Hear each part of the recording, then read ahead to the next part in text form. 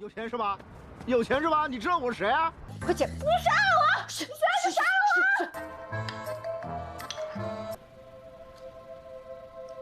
我！ Halo teman-teman, selamat datang kembali di channelnya One Trisna Story. Apa kabar? Semoga semuanya sehat-sehat selalu. Di video kali ini, Wawan akan melanjutkan pembahasan alur cerita Put Your Head on My Shoulder chapter 5. Langsung saja tanpa berlama-lama, mari kita mulai.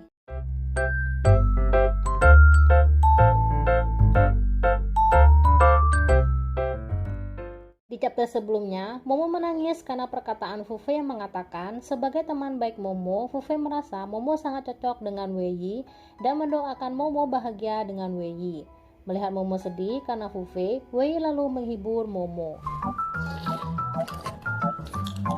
Momo lalu mendapatkan panggilan dari atasan Momo yang menyuruh Momo untuk membawa hasil laporan saat itu juga di kantor. Di lab, Wei mendapatkan pesan hasil ujian dari Pak Su. Chole yang melihat Wei bermain ponsel mengadu kepada Profesor Chiang, berharap Wei dimarahi oleh Profesor Chiang. Namun Profesor Chiang tidak marah kepada Wei, justru mengatakan kepada Chole, Profesor Chiang tidak pernah marah ketika Chole melihat ponsel. Wei memberitahu Chole, nilai ujian sudah keluar, lihatlah hasil ujian Chole juga. Chole yang mengadu Wei melihat ponsel, justru Chole sendiri juga melihat ponsel. Merasa malu dengan aduannya, Chole berpura-pura dengan mengatakan Chole tidak ingin mengecek hasil ujian tersebut.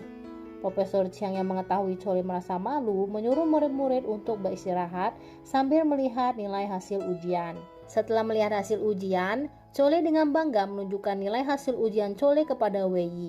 Namun justru nilai Wei lebih tinggi dari Chole. Melihat nilai ujian Wei lebih tinggi darinya, Chole mengatai Wei curang. Tibalah Momo dan atasan Momo di sebuah perusahaan iklan, yang mana perusahaan iklan ini merupakan perusahaan impian Momo. Perusahaan iklan memberi tugas kepada perusahaan Momo untuk mengurus keuangan perusahaan mereka.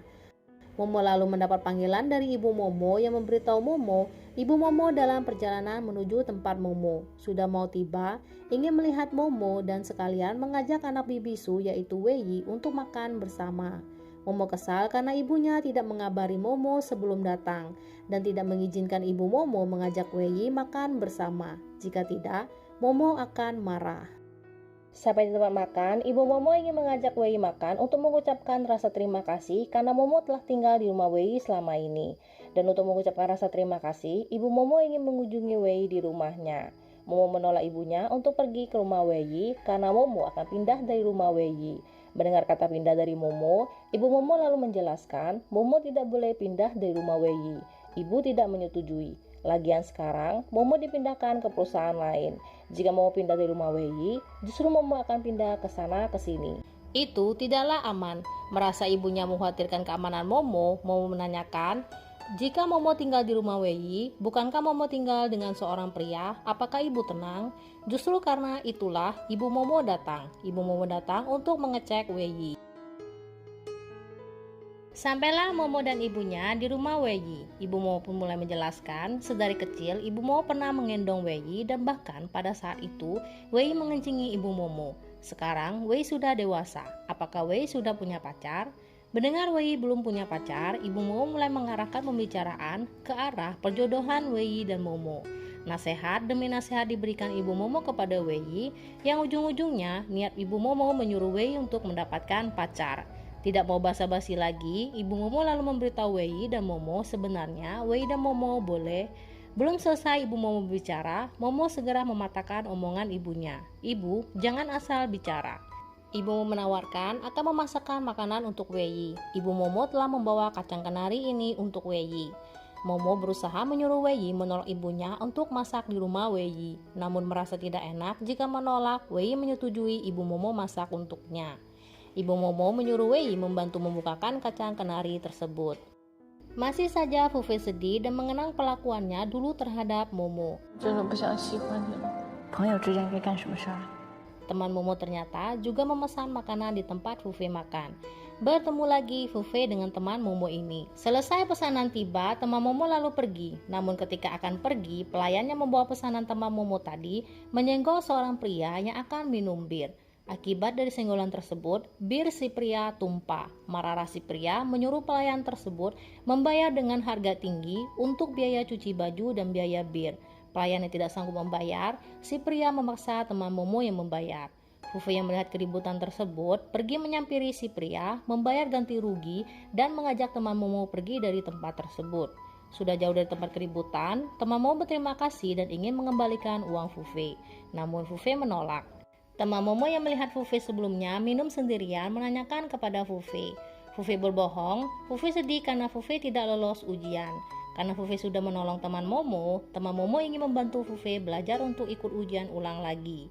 Untuk meyakinkan Fufe, teman Momo menanyakan apakah Momo tidak memberitahu Fufe bahwa dirinya cerdas. Teman Momo yang cerdas ini bernama Wangsan. Mendengar perkataan Wangsan menyebut nama Momo, Fufe bersemangat dan menyetujui Wangsan untuk membantu Fufe belajar. Di rumah Wei membukakan kacang kenari dengan menjepit kacang kenari di pintu. Hal itu menyebabkan kacang kenari tersebut hancur.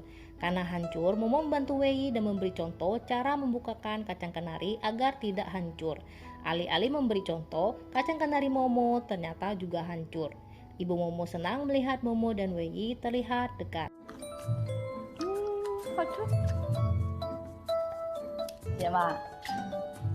Selesailah kacang kenari dimasak.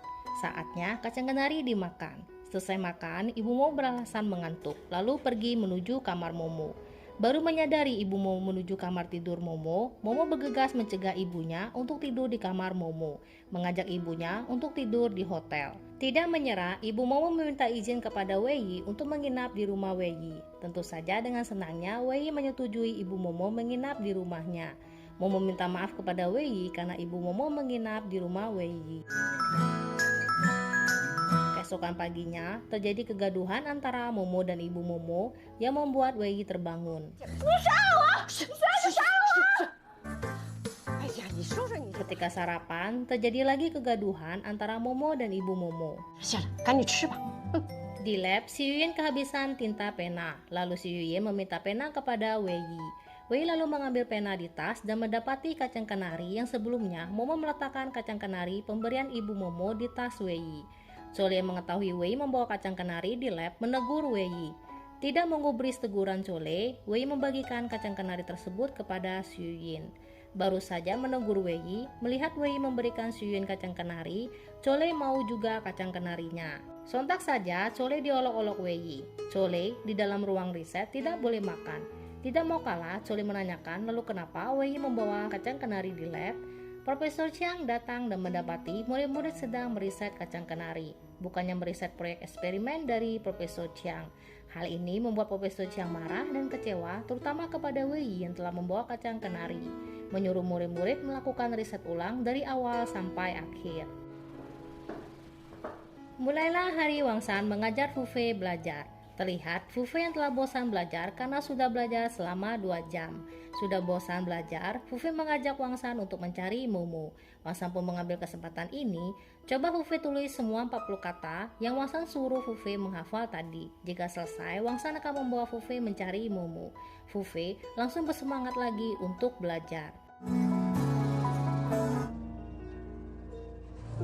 Momo yang sudah pulang merasa lelah langsung duduk di sofa dengan pose yang dianggap ibu Momo tidak pantas untuk seorang gadis. Jika dilihat Wei akan menghindari Momo. Namun Momo tidak mempedulikan perkataan ibunya tersebut. Menyusullah Wei pulang. Mengetahui Wei yang telah pulang, Momo langsung merubah gaya pose duduknya. Wei yang sudah pulang, ibu Momo lalu ingin memasak untuk Wei. Ibu Momo lalu menyuruh Momo membantunya memasak, namun Momo tidak mau. Karena Momo yang tidak mau, ibu Momo menyuruh Wei untuk membantunya memasak. Ketika mencuci sayur, ibu Momo melihat cara mencuci sayur Wei salah, lalu menyuruh Wei memotong wortel saja. Wei menanyakan potongan dadu wortel berapa senti. Keluarlah Momo dari kamarnya. Melihat cara Wei memotong wortel, Wei pun menjadi bahan candaan Momo. Asik dengan kegiatan masing-masing, Momo lalu menanyakan kepada Wei, sepertinya Wei sangat menyukai fisika. Tentu saja, jika tidak suka, kenapa mau melakukannya? Seketika, jawaban Wei membuat Momo teringat bahwa Momo menyukai bagian periklanan. Ibu Momo menghampiri Momo dan Wei sambil membawakan buah. Melihat Momo dan Wei yang asik dengan urusan masing-masing, Ibu Momo mengajak Momo dan Wei pergi bersama-sama ke tempat di mana Momo dan Wei dapat merasakan cara hidup orang tua sehat. Tempat yang diajak oleh Ibu Momo adalah tempat bermain mahjong. Di sini, Wei kebingungan bagaimana cara bermain mahjong. Namun, bukan si jenis Wei namanya jika tidak bisa langsung bermain mahjong. Hanya dengan mengamati, Wei langsung bisa main dan terus-terusan menang.